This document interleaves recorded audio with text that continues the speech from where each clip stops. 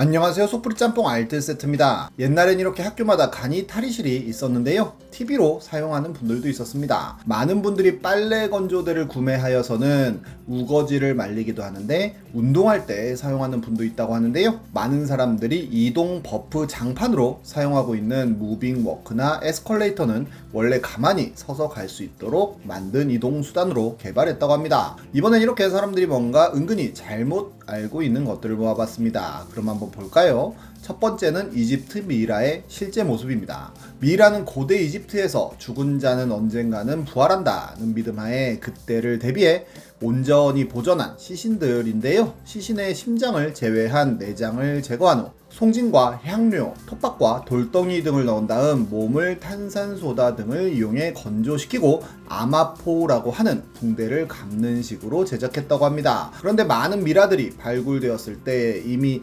붕대들이 썩어 있어서 이런 모습들을 많이 하고 있었는데요. 그래서 많은 사람들이 미이라의 모습은 이렇게 대충 붕대로 감겨 있는 모습으로 인식하였고, 많은 영화나 게임 등에서 역시 미이라를 대충 감은 붕대로 묘사하곤 했습니다. 하지만 진짜 미이라를 만들 땐 이렇게 붕대를 촘촘히 감았었다고 하는데요. 굉장히 기하학적인 느낌으로 예뻐 보이기도 하고 섬뜩해 보이는 느낌의 붕대 기술이 있었고 20겹 이상 촘촘하게 감았었다고 합니다. 사실 부활해도 다시 숨막혀 죽었기에 아직 부활 사례가 없다는 게 학계의 점심이기도 한데요. 그리고 파라오 같은 왕족만 미라가 되는 것이 아니라 중산층은 물론이고 서민들도 미라가 되어서 묻혔었다고 합니다. 뿐만 아니라 개나 고양이는 물론 뱀, 당나귀, 심지어 물고기 미라까지 있다고 하는데요. 정말 미이라가 이집트에서 흔하게 발견되다 보니까 19세기에 유럽 사람들은 이집트에 가서 기념품으로 미이라를 사오기도 했다고 하고 이집트 미이라를 약으로 먹기도 하였으며 그린 물감으로 만들어 팔기도 하고 횃불로 사용하기도 했다고 하네요. 심지어 그냥 대량으로 갈아서 비료로 쓰는 일도 많았었다고 합니다. 이렇게 영화나 드라마 같은 매체 때문에 이미지가 고착화된 것 중 하나로 사막의 오아시스도 있는데요. 오아시스를 깨끗한 물이 나오는 희망의 아이콘으로 그리는 매체들이 많은데 보통의 사막 오아시스는 굉장히 더럽다고 합니다. 순환 없이 한 곳에 수백 년간 고여있다 보니 이미 썩어 있을 가능성이 매우 높고 짐승들이 목을 축이면서 혀를 담글 때마다 온갖 병균과 기생충이 농축이 되며 오아시스를 보고 온 동물들을 노리는 기생충들의 소굴이 될 가능성이 높다고 하네요. 그래서 오아시스를 발견하면 주변에 자라는 대추 야자를 따먹는 게 국룰이라고 합니다. 광고 때문에 잘못 알려진 문화도 있는데요. 자일리톨 껌이 2000년에 출시되며 핀란드 사람들은 꼭 자기 전에 자일리톨 껌을 씹는다는 문구를 넣고 초록모자를 쓴 핀란드 할아버지가 잘했어요 라는 뜻으로 휘바 휘바 하고 외치는 광고를 했었는데 광고는 대박이 났고 자일리톨 껌 역시도 대박이 납니다. 실제로 핀란드에 가면 한국 사람들이 자일리톨 껌을 쓰러 온다고도 하는데요. 뉴스톱에서 해당 내용에 대한 팩트 체크를 했었는데 실제로 핀란드 북부의 전통 의복은 이렇게 생겼으며 이런 초록색 옷은 아예 없다고 합니다. 그나마 모자 정도만 비슷하게 만들었는데요. 게다가 휘바라는 단어가 있긴 하지만 휘바 휘바라고 두 번 하진 않고 그냥 휘바 하고 한 번만 쓴다고 합니다. 게다가 자기 전에 자일리톨을 씹기보다는 식후에 자일리톨 사탕을 많이 먹는다고 하네요. 드라마 때문에 은장도 역시도 많은 사람들이 용도를 잘못 알고 있는데요. 유사시에 여성이 자결을 하거나 상대를 공격하는 호신 용도로 사용하기 위해 차고 다닌다고 생각했었는데 실제로는 남자와 여자 모두 들고 다녔고 과일 깎아먹거나 끈 자를 때 쓴 등 그냥 조선시대 맥가이버 칼이었다고 합니다. 심지어 은장도와 젓가락이 세트로 나왔다고도 하는데요. 특히나 조선의 남자들에겐 최고의 사치품으로 엄청나게 예쁜 은장도들이 많이 나왔었다고도 하네요. 다음은 동물들에 대해 잘못 알고 있는 고정관념들입니다. 영화 킹콩에서 고릴라는 주먹으로 가슴을 치는데요. 실제로 고릴라는 손바닥으로 친다고 합니다.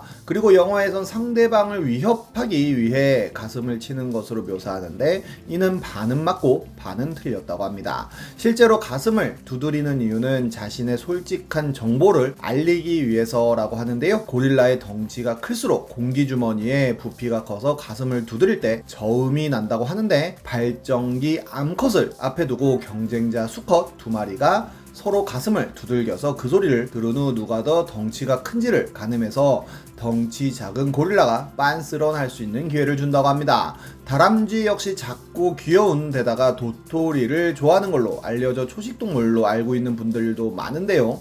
쥐다 보니 당연히 잡식이라고 합니다. 이런 작은 물고기는 물론 꽤 큰 개구리도 사냥해서 먹고 심지어 뱀도 잡아먹는다고 하네요. 돼지 역시 뚱뚱하고 게으른 동물로 많이 묘사가 되고 있는데요. 실제 돼지의 평균 체지방량은 15% 정도로 보통 사람보다 낮다고 하며 원래는 굉장히 부지런하고 깔끔한 특성을 보인다고 합니다. 그리고 식탐도 없어서 먹다가 배부르면 물러설 정도로 먹을 거에 연연하지도 않는다고 하네요. 게다가 최고 시속 48km 정도로 뛸 수도 있다고 합니다. 후각도 개보다 좋다고 하네요. 돼지가 내려치기 당한 동물이라면 올려치기 당한 동물도 있는데요. 바로 양입니다. 양은 순하고 온순함의 대명사 같은 동물인데요. 이렇게 온몸을 뒤덮는 포근한 털 때문에 그런 이미지가 만들어졌는데 실제 성격은 초식동물 치곤 굉장히 더럽다고 합니다. 기분이 안 좋으면 그냥 냅다 들이받는다고 하는데요. 특히나 식탐이 강해 자기 음식 쪽으로 오면 사람도 그냥 들이받아 버린다는데 들이받는 힘도 굉장히 세서 옛날엔 양한테 죽은 양치기도 많았다고 합니다. 톰과 제리처럼 쥐가 치즈를 좋아하는 것처럼 묘사하는 만화 영화가 많은데요. 실제로는 치즈를 싫어한다고 합니다. 정말 먹을 게 없으면 치즈를 먹는 정도라고 하는데요. 치즈보다는 단맛이 나는 과일과 곡물을 훨씬 더 좋아한다고 하는데 왜 치즈 덕후처럼 그려졌을까에 대해서 연구까지 했다고 합니다. 중세의 서양에서 곡물과 육류, 야채와 달리 치즈는 쉽게 상하지 않았기 때문에 부엌이나 창고에 그냥 방치해 두는 경우가 많았고 치즈가 그나마 자주 보이기에 쥐들이 치즈를 많이 먹었다고 하는데 사람들이 이런 모습들을 만화 등에 쓰기 시작했고 이것이 널리 퍼졌다는 게 정설입니다. 비슷하게 토끼와 당근도 있는데요. 토끼가 당근만 먹으면 죽는다고 합니다. 실제로 당근 싫어하는 토끼도 많다고 하는데요. 토끼를 키울 땐 건초와 풀을 주식으로 주고 당근 주고 싶으면 간식 정도로 줘야 한다고 하네요. 다음은 원래 개발된 용도와 다르게 사용하고 있는 제품들입니다. 알보칠 많이들 사용하실 텐데요. 저도 구내염 걸렸을 때 종종 바르곤 하곤 있는데 일주일 아플 걸 몇 초로 단축시켜주는 마법의 약으로 많이들 알고 있기도 합니다. 그런데 알보칠의 원래 개발 용도는 질염 치료제였다고 하는데요. 이렇게 좌식으로 만들어져 냉대하증과 질염을 치료하는 약이었다고 하네요. 실제로 지금 나오는 알보칠을 봐도 구내염과 질세균 감염 두 가지 용법이 쓰여 있기도 하고 KMLE라고 하는 의학 용어 검색 엔진으로 알보칠을 검색해보면 효능 효과 1바로 질대하증이 쓰여 있기도 합니다. 요즘은 잘 안 보이지만 어렸을 때 정글짐에서 놀았던 아재들 많으실 텐데요.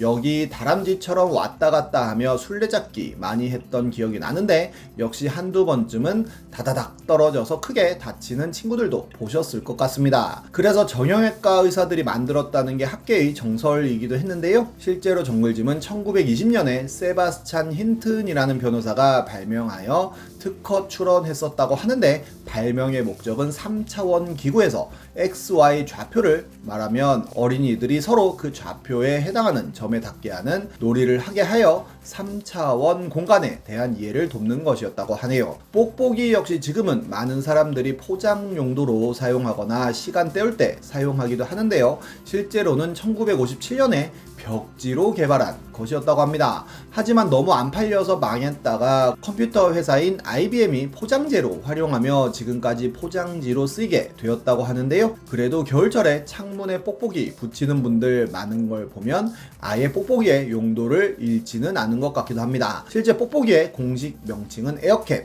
혹은 버블랩이라고 하네요. 이름을 잘못 부르는 경우도 있는데요. 많은 사람들이 이 공간을 베란다라고 하여 아예 사전에도 베란다라는 단어로 등록되어 있기도 합니다. 실제로는 발코니, 정확히는 폐쇄형 발코니라고 합니다. 원래 베란다는 이렇게 지붕이 없이 집 옆에 있는 공간을 이야기한다는데요. 보통의 외국 건물들은 이런 식의 발코니가 있는데 우리나라는 이를 아예 창호로 막아버리는 폐쇄형을 만들게 되었고 우리나라 아파트만의 폐쇄형 발코니가 만들어졌는데 베란다로 그냥 퉁쳐서 부른다고 하네요. 그래서 창호들은 공식적으로 발코니 창호라는 단어를 사용하고 있기도 합니다. 알게 모르게 우리가 잘못 알고 있는 것들이 참 많은 것도 같네요. 지금까지 속풀이 짬뽕 알뜰 세트였습니다.